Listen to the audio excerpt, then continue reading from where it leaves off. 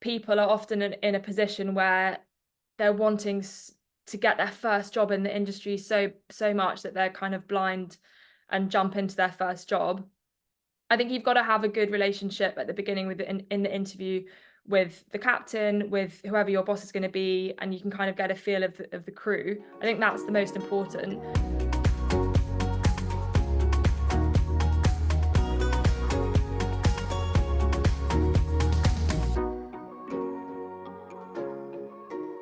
Hello, we're back and it's another influencer in the super yacht sector. Did I mention that super yachts are a huge growth industry for Nautilus, Robert? You may have mentioned it once or twice, Helen. Once or twice. Well, it absolutely is. And one of the reasons is that it's such a glamorous, luxurious industry that's going through huge growth for itself. And members working in this industry can get paid very well. But we also mentioned that sometimes there's a darker side to the super yacht industry, and this can be a big issue of unpaid wages, a problem that bedevils perhaps the less professional side of the industry, shall we say. What other support can we give to members working in this industry? Yeah, so as you say, Helen, I mean, unpaid wages is a massive issue that our colleagues who work in our super yacht department face on a regular basis of, members who have finished their contracts, but are being refused payment for many reasons. I mean, obviously, that this is a something that we do on a regular basis. Issues that we deal with.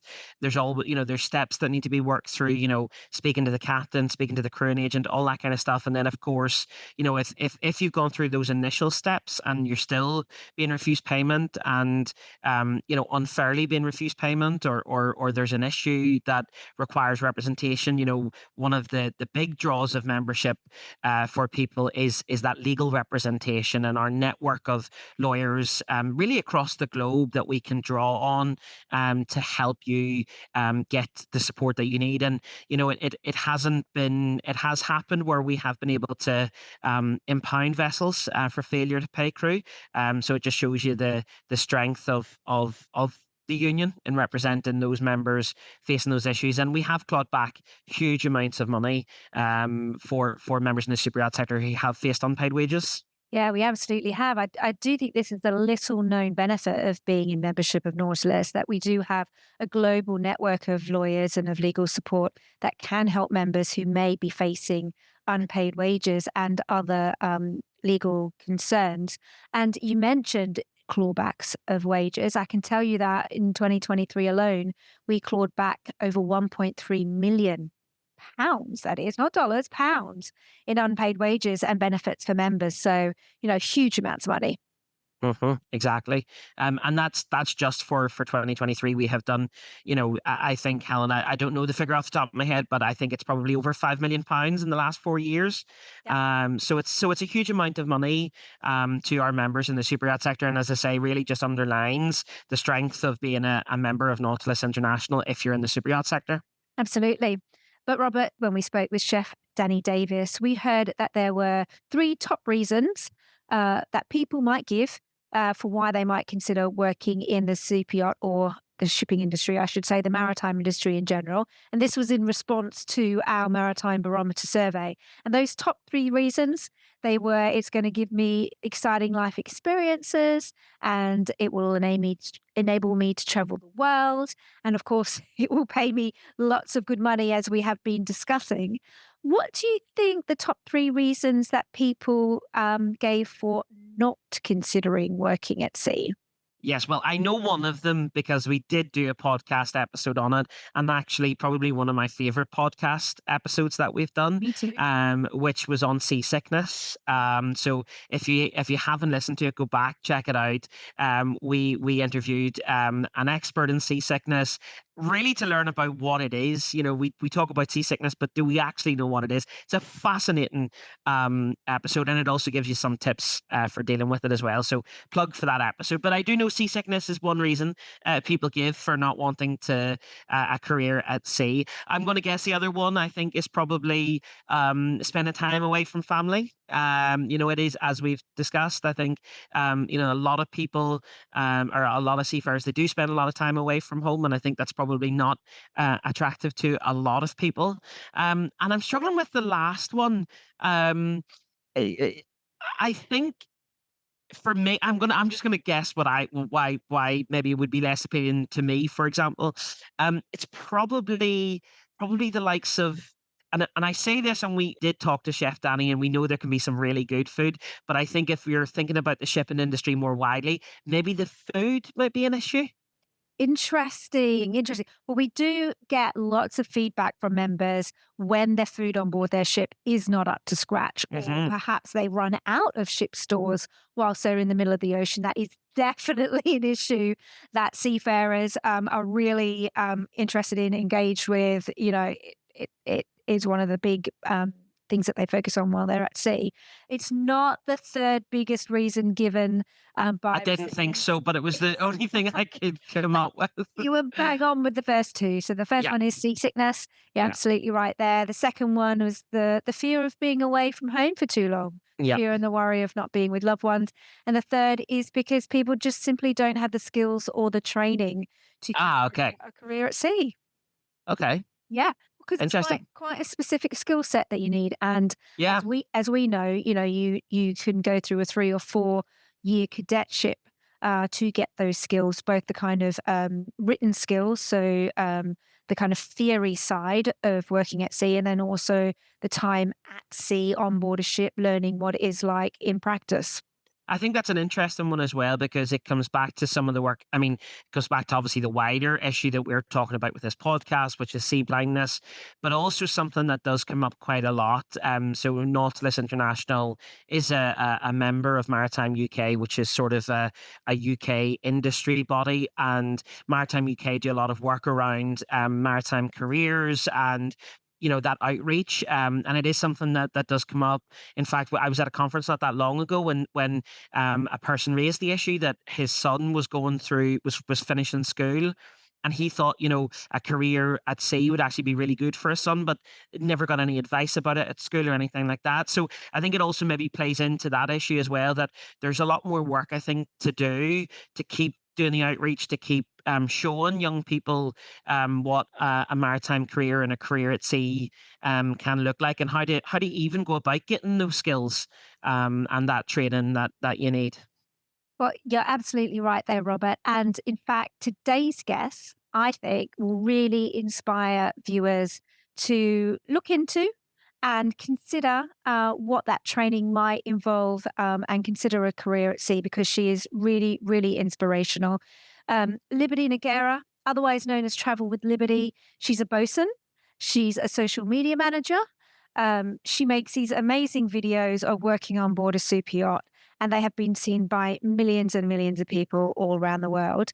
I spoke with her about her journey from a shore based career to working at sea, and why she wants to help other people to take the same opportunities that she had.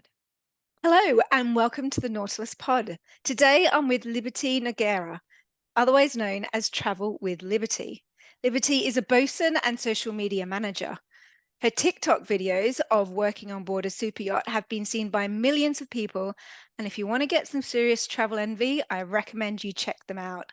Hi, Liberty. Nice to have you with us. Hi, thank you so much for having me. What an intro.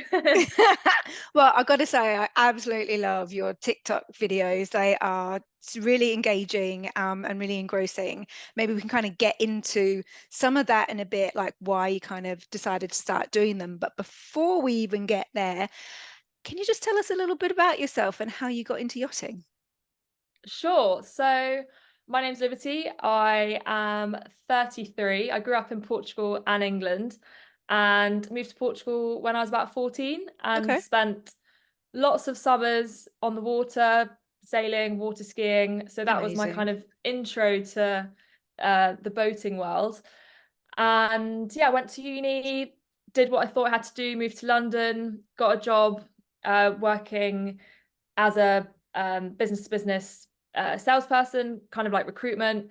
Did that, ended up working for one of my clients, and then at the age of 26 had a bit of a realization. I was like, what am I doing with my life? This isn't my forever.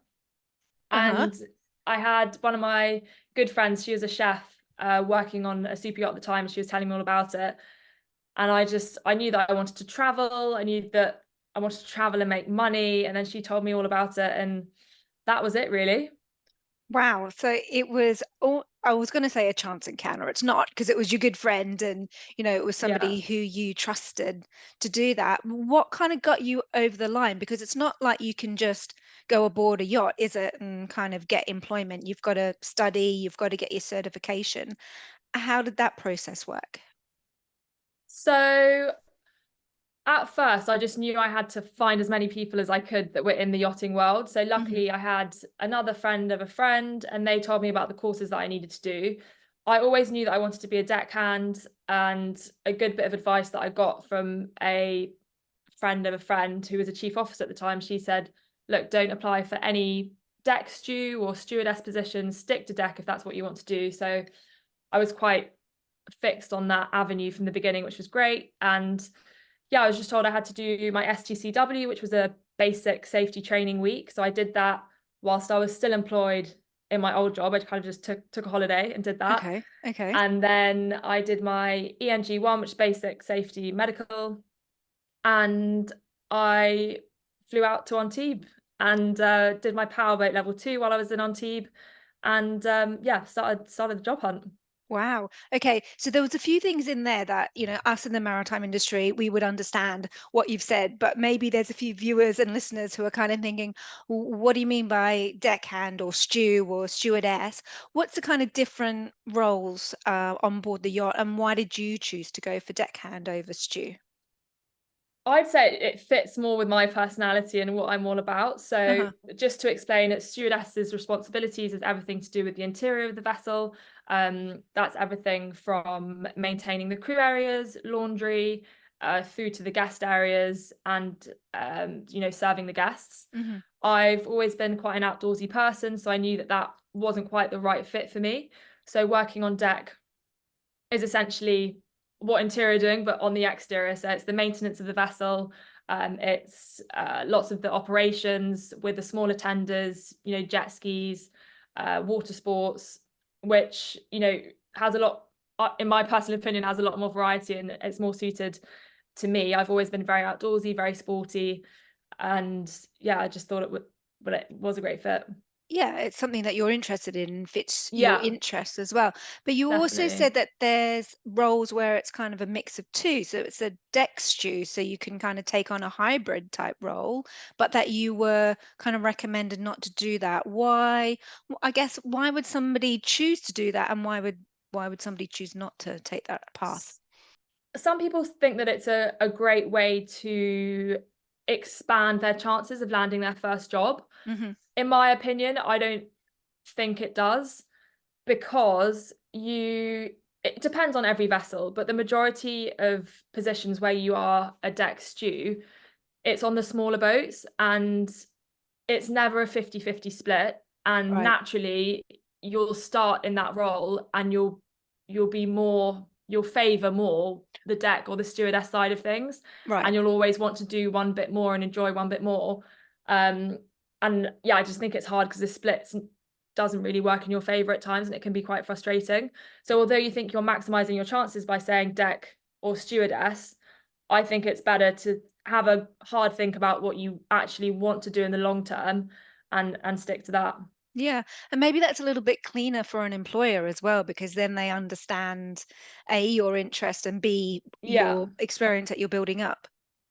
Yeah, definitely. I mean, anyone that I speak to, that's just my personal opinion, but Yeah. there are boats out there that have great deck stew opportunities. But I think for longevity, and personally when looking at a CV, I think it comes out a lot stronger Yeah, okay. having Yeah, one that's one really choice. interesting. Yeah. And you said there that you were a bosun, which is a role which is deck crew. But what exactly is a bosun? Can you describe some of that for us as well, please? Sure. So a bosun essentially manages the deck team. Okay. Uh, just to give you the kind of layers of a deck team, you have You normally have a deckhand, a lead deckhand, bosun / second officer, just depending what size vessel you work on, Yep. chief officer, captain.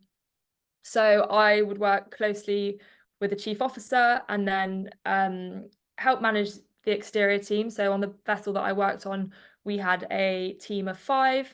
So there was always one person on rotation, and yeah, it would be everything from managing the deck team, everything from kind of operations side of it, detailing. It was depending on what phase of the year we were in. So there's kind of 3 typical phases that you have on a yacht. You've got your shipyard, which is your maintenance period. Yeah. You have your boss on or on charter, which is when the boss or the charter guests are on. Yeah. And then you have your boss off.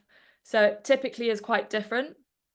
But yeah, it's everything from consumption reports, inventories, managing the deck team, safety procedures, making sure they're all in check, and yeah, I think that's pretty much it. I mean, that is quite a lot, isn't it? So, I mean, that's Yeah. fascinating. I didn't even know that there was 3 different phases of a yacht's kind of annual life, so lifestyle. I think that's probably the wrong word, but kind of, I didn't know about boss on and boss off and things like that. And I guess I knew that there was going to be maintenance needed on board or to the vessel itself, the hull and things like that. But I'd never really stopped to think about when that got scheduled in. So, yeah, that's quite fascinating. But do you need to do extra training or get extra qualifications to kind of rise to that rank of bosun, or is that something that you can achieve, by hard work on board and experience, I guess? You depends what size vessel you're on. Okay. If you're on a larger vessel, so the vessel that I worked on was 55 meters, 180 foot, and the bosun, you just needed to have your yacht master. So I did my yacht master, I think about 2 years into my deckhand career, and then I thought that I wanted to become a chief officer, so I started some of my chief officer modules, which actually helped me in my role as a bosun. Yeah.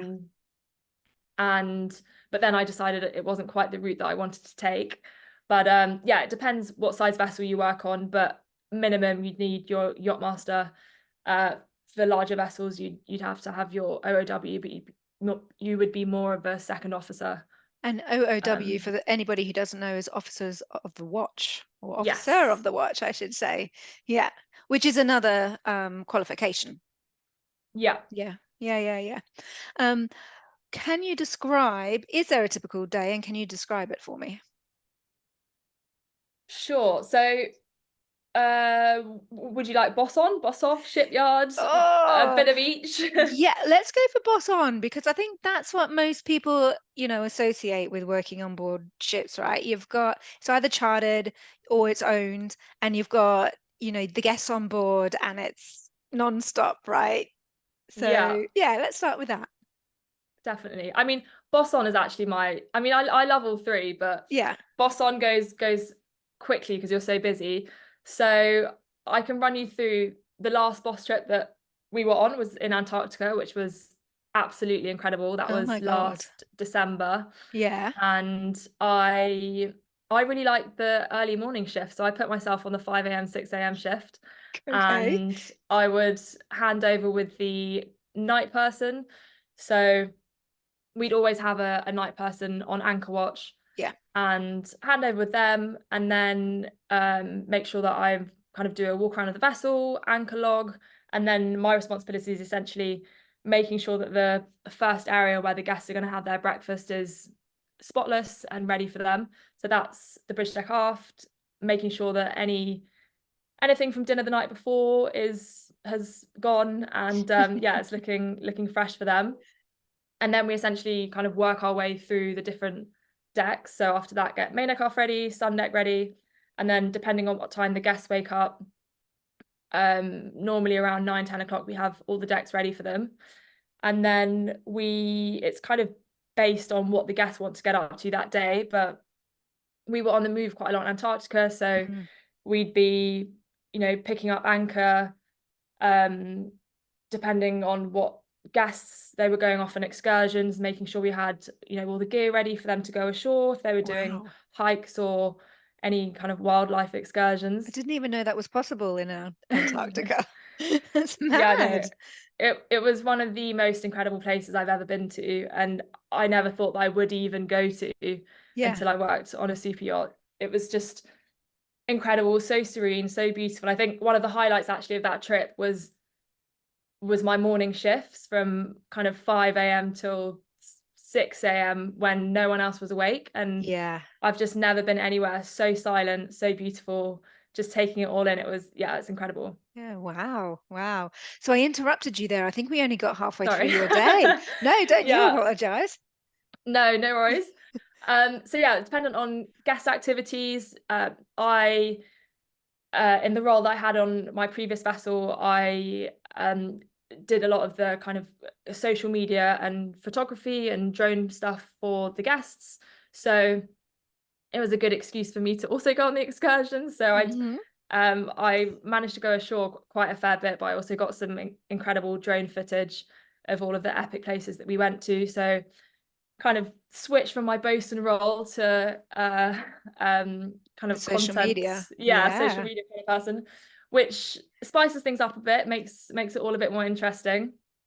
And then it depends if we have a break in the afternoon or not, but I'll come back, make sure that the boat's ready for. Sometimes they'd have we had another sister ship that was also a 55-meter support vessel, so we had a lot of guests transferring between both boats. Oh, wow. So they often had, dinners on either vessel. But yeah, it was essentially making sure that the guests were looked after, and we were underway quite a lot. So just Mm. making sure we're kind of picking up anchor and on the move again. So on that type of charter, okay, on that type of day, let's start there. When are you going to bed? If you're starting work at 5 a.m., when are you going to bed? Oh, normally we were busy, but we weren't kind of super busy. So I would do kind of like a 12-hour day. So I'd Okay. finish at 5, or I'd have a break in the afternoon and finish at Yeah. 7 p.m., which was Yeah. nice. Yeah. And then just have some time for myself in the cabin and get to bed early. It Yeah. wasn't too bad. Yeah. Yeah. Well, I think 12, 15-hour days are not unusual, are they? When you've got boss on. See, Yeah. I'm getting the terminology now. Down with the lingo. I know. Yeah. Yeah, no. And how long would that charter be? So would you typically be working, say, those type of hours for 2 weeks in a row, or could it be longer? Completely varies. So Antarctica, I think the guests were on, I can't remember, it wasn't a long trip, it was only maybe 2 to 3 weeks. Okay. Summer trips can be a bit longer, but on my previous vessel we were all on rotation, so we would work 3 months and then have 1 month off, which is great. You've got time off to do everything you want to do, so when you're at work it makes it a little bit better. Exactly. Yeah. Yeah. Yeah. And do you get to fly home in that 1 month off? Is that enough time? Is that something that is built into the contract, and paid Yes. for? Yeah. Yes. So in your contract, you should have a place of repatriation.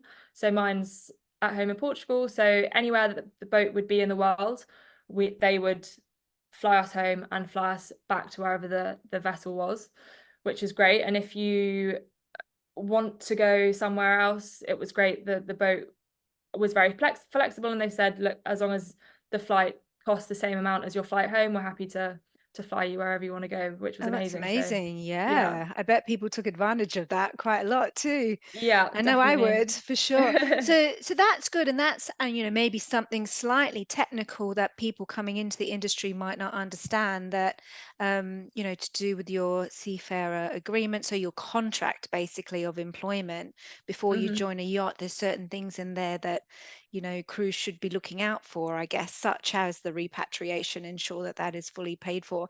Is there any other tips and tricks that you picked up along the way in terms of contracts and checking them out before you join a ship?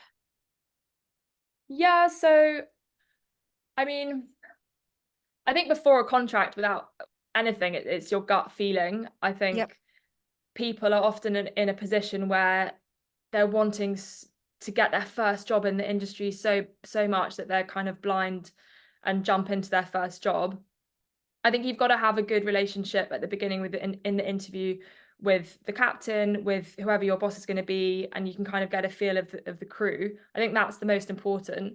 And then, yeah, contract wise, you've got to read the small print, everything Right. about your repatriation, your salary, your days of holiday, and yeah, biggest bit of advice would be just make sure you read it. Don't be afraid to ask questions. Ask the captain if there's something you're not sure of. They're more than happy to go through it with you. And yeah, if there's something that you're not happy with, don't be afraid to voice it. Yeah. Yeah, I think that's really good advice. But I imagine if you're new coming into the industry, it might be a little bit daunting, mightn't it, to kind of ask those questions? Is there any informal networks that you know of or that might be being developed that would give people new into the industry some ways of kind of asking some of these questions? There's lots of content creators out there on Instagram that I'm sure would be happy to answer questions if they've got the time for it. I'm actually at the moment looking to expand my services kind of in that direction. Yeah. Yeah, I'm looking to help aspiring deckhands crack into the industry. Well, that sounds Um, amazing. So is this part of your kind of move away from working at sea? Because, as we know from your socials, you're kind of taking a little bit of a break from working on board super yachts, and you're kind of testing out maybe a few ideas. Is there kind of maybe anything that you can talk about that, or let us know what you're up to next? Yeah, definitely. I mean, yachting's absolutely amazing industry to be in. I've loved the travel, the people that I've met.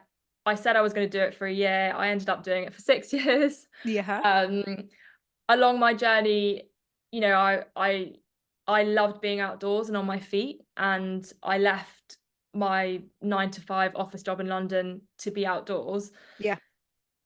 It's not my forever job being a chief officer or a captain. It just wasn't where I wanted to be. Hmm. I kind of got to a point that I wanted to have a base in Portugal and kind of come back to land life. So along my journey, I like to think that I've built a little bit of a community on Instagram and TikTok Yeah. where people who want to crack into the industry or people who are in the industry, can pick my brains or ask me any questions. And I kind of got to a point that I thought, I think there's enough people out there that could use my help. So yeah, I'm in the early stages of creating an online course, an online platform for aspiring super yacht deckhands, to learn everything about the industry, everything that they need to know. I think there's a lot of courses and information out there that can get really expensive, and I think it can be really confusing. Yeah. Some courses charge up to anything between 200 to £6,000, Oh and God. most people that I meet don't have that kind of money. Some No. people have already spent that money on courses, and yeah, it's not needed. So it's essentially a course that's helps aspiring deck crew land their first jobs on super yachts and progress in the industry. Oh, that sounds amazing. Oh, Fingers and thank toes you. crossed for when it launches. Thank you. Do you have a timeline? Is it something that we can Thank you keep an very eye out for? much. Not quite yet. Okay. I don't wanna jinx it, but Yeah. hopefully soon. Yeah, yeah, yeah. Well, when it's available, let us know and we will definitely shout about it because it sounds like it's Oh, absolutely thank you needed so in the much. industry. Yeah, it's my Thank pleasure. you. But talking about socials, I mean, you absolutely have built up a community. You've got what over 71,000 followers on TikTok, and your content's been seen, one of them by over 6 million people, which is a guy Oh. having an egg on his head. It's always the random ones, isn't it? I know. Yeah, it always is. And it's always the ones that you don't think about that take 2 seconds to post that go Yeah, viral. And then the ones that you exactly. take ages creating don't pop off. It's always the way. Exactly. I'm feeling But your pain. I'm absolutely not that I've ever gone viral. I hasten to add, but I think one of my favorite ones actually was you were answering followers' questions. It was around, can girls be a deckhand? And I guess there's probably still a lot of sexism might be a little bit, strong, but there is kind of assumptions around job roles, isn't there, on board ships?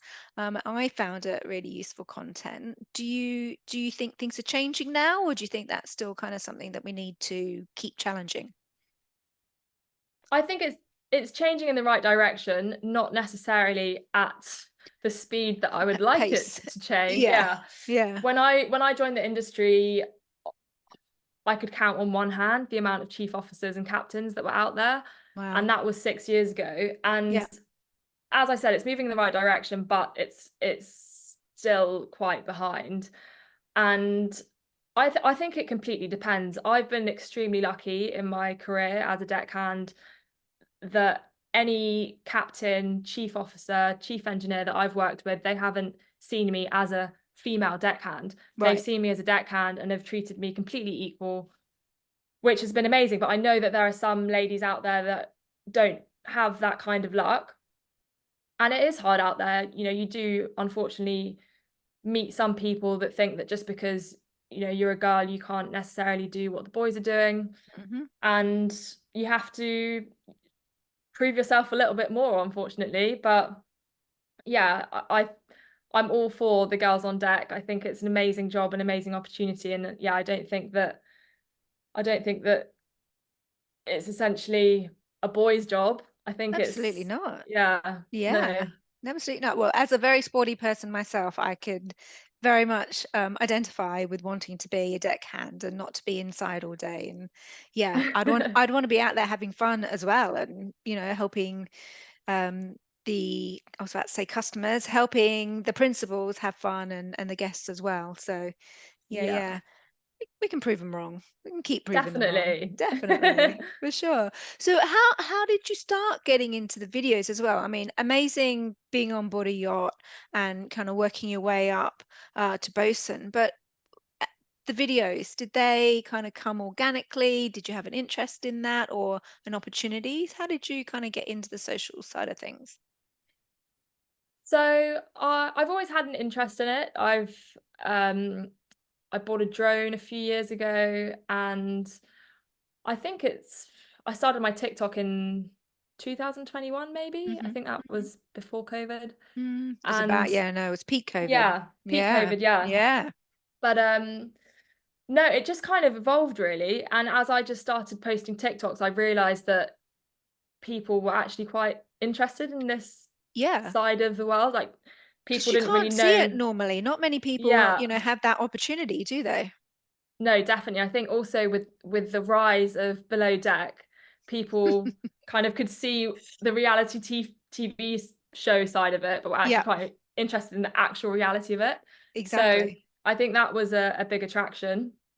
And then yeah, when I bought my drone, was just kind of playing around with it, getting content on the boat and stuff. And then I started managing the yacht's Instagram account and did that in my spare time, which was a great way I'd studied business and marketing at uni, so it was a great way to kind of learn more about digital marketing and social media platforms and stuff. And then would also do my TikTok on the side. So yeah, it kind of just evolved as Yeah, I had more of an interest in it. yeah. But isn't it great that it did? Because that's kind of brought together all of your studies, all of your experiences, and it sounds like it's going to, enable you to launch this amazing new platform and, hopefully a really successful business as well. Yeah, definitely. And that I say that to a lot of yacht crew who ask for advice. I say to them, if you want to be a stewardess and you want to progress to be a chief steward, if you want to be a deckhand and progress to be a captain, that's great. Make sure you've got the route that you want to take, but also don't stop upskilling yourself. Yeah, You know, buy a drone, learn how to fly a drone, learn how to video edit. If you're interested in doing Pilates, do a Pilates course. You've got a month off or however yeah, much, depending on what vessel you're on, yeah. upskill yourself, and it will only look better on your CV. I mean, I'm at a point now that I've got way too many hobbies. I've I'm learning, scuba diving, free diving, kite surfing, flying the drone, video editing. So yeah, I've got too many. I need to narrow them down. Yeah, well, just keep a few off the CV, okay? Because otherwise, you're gonna make the rest of us feel like massive underachievers, and we don't need that. But I mean, that all sounds amazing. Do you think you'll miss what will you miss most about being at sea? Oh, I mean, I'll be completely honest, probably the salary. You know, Yeah, it is yeah, one of the, if not, I'd say haven't really heard of another job that's that well paid, tax free at our age, where you can have minimal.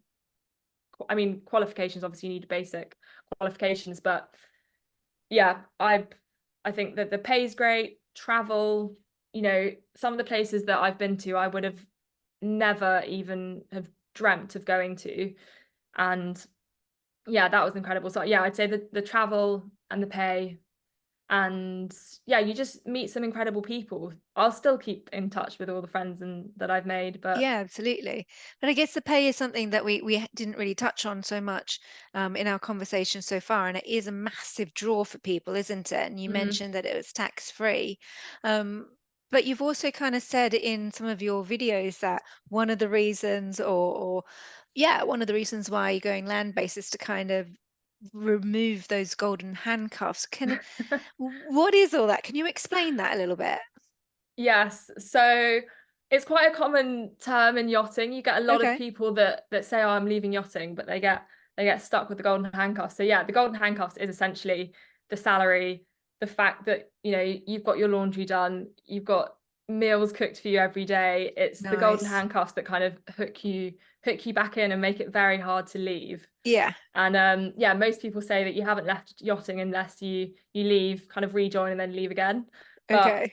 yeah, we'll see. The golden handcuffs are free right now, but Yeah. yeah. So how do you like advise to other people to get kind of free from them? Is it you got to be saving as you go along, like don't fritter it all away, or kind of is there an easy way for people to make that transition back to shore-based life? Yeah, I think it's completely dependent on your journey. You know, some people join yachting, do it for a year, like I did, end up doing it for 6 years. You know, some people see it as a career, but that's where I think that upskilling as you go along is really important, because I personally didn't live, breathe, you know, yachting wasn't my life. I always knew that it was kind of a stepping stone in my life. I think a lot of Yeah. people, you know, it's great that they know that they want to be a captain and they're a captain and that's what they're going to do for the rest of their lives. But there are some people that kind of get stuck in the middle and don't really know what they want to do. So that's why I think upskilling yourself, you know, is great. And then upskill yourself in stuff that you have interest in, because, you know, when you leave, it essentially, hopefully, will help you kind of build a life outside of yachting. Yeah, But build something next. yeah, Yeah. definitely. Yeah. And how about networks? How do you think people can use those networks that they've developed on board ship for that transition back to shore? Networks as in kind of like people, Networks of yacht people that they've people. met. Yeah. Yeah, I mean, if I'm honest, I think yachting's so behind in terms of, Oh, really? just compared to just like normal ways of like marketing, networking. Like no one's really on LinkedIn. You know, it's quite hard for people to network. I mean, Yeah. you've got such a great way of meeting people in yachting.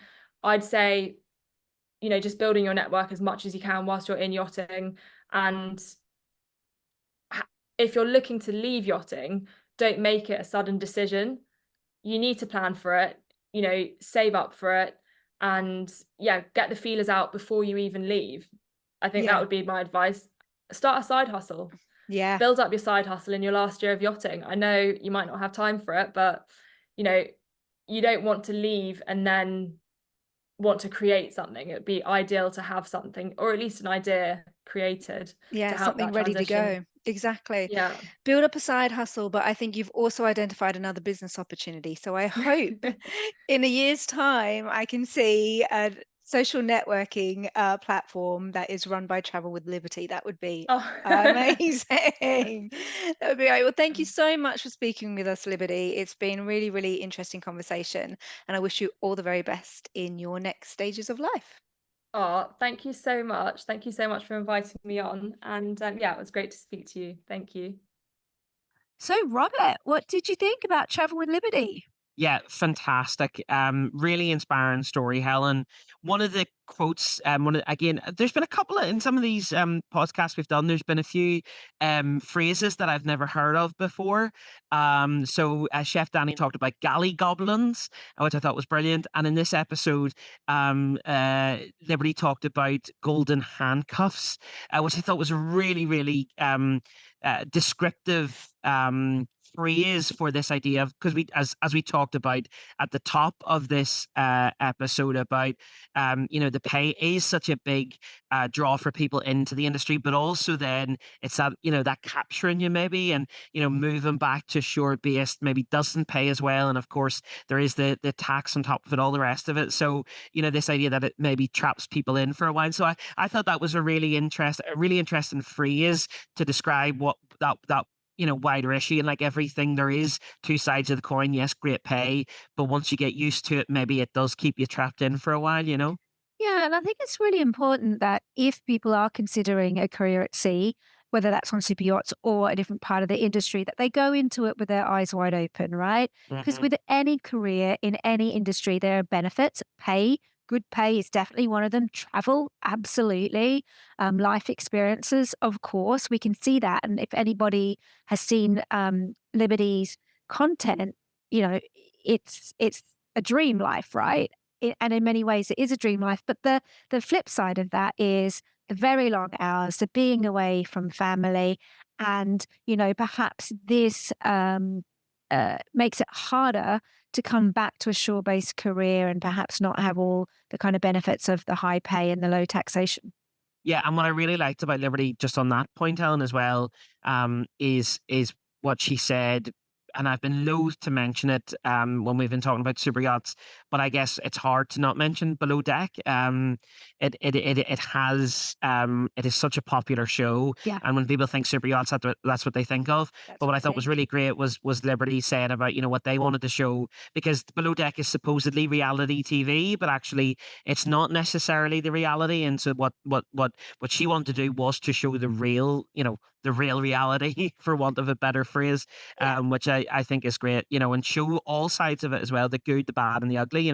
Yeah, no, absolutely. I mean, it's TV, isn't it? It's Below Yeah, Deck is entertainment, and obviously exactly. the producers are there looking for the most entertaining situations, and perhaps encouraging, sometimes, shall we say, Mhm. behind the scenes Yeah, for there to be some action. But when you are a trained seafarer and crew working on board these ships, I think your experience is going to be very different yeah. indeed.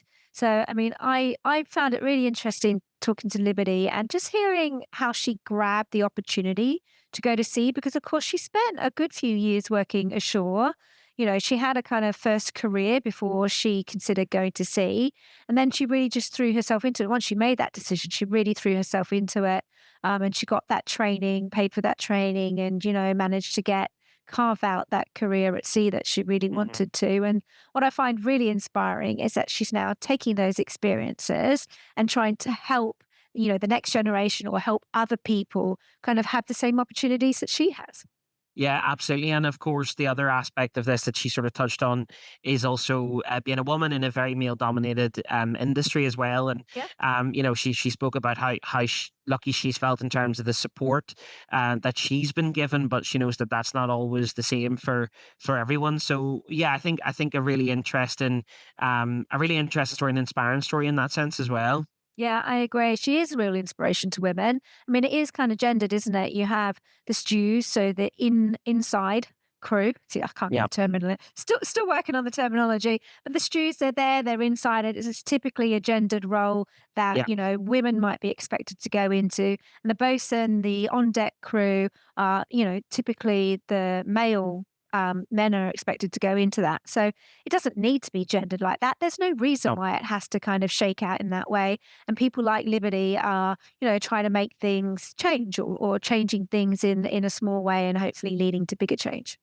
Exactly, and that's I was always just what the final bit that you said there, Helen. I was always told when streams turn into rivers, turn into seas, that's when change happens.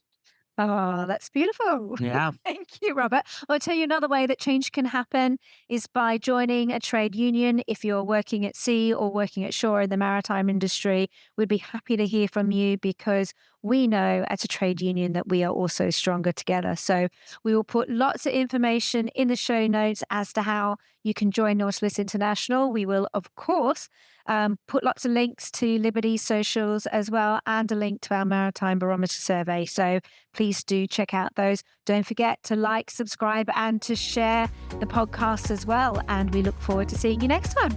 See you later.